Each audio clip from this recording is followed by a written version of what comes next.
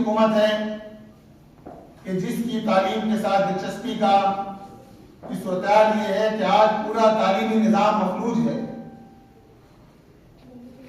73 लाख तलबा इस सूबे में जिनको स्कूलों में होना चाहिए 5 साल से लेकर 73 लाख, कोई मामूली तादाद नहीं है। अभी परसों एक स्कूल का विजिट करते हुए सीएम साहब ने कहा, वो पीपल्स पार्टी के सीएम साहब जिसकी मुसलसल 16 साल से बरसर इक़्तिदार हैं इस सूबे में, जो बिला मुआवजा 34 से 35 साल पिछले 55 साल में जिनकी हुकूमत रही है पीपल्स पार्टी की, वो कहते ये हैं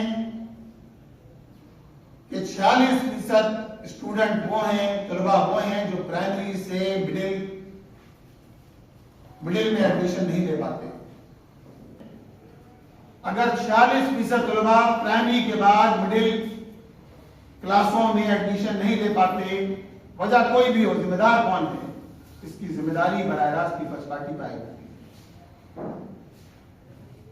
और वज़ीर तालीम वो कहते हैं कि एक नेचुरल माहौल है जिसमें सिंध के तलबा जो है वो तालीम हासिल करते हैं, और नेशनल माहौल क्या है? माहौल नहीं है।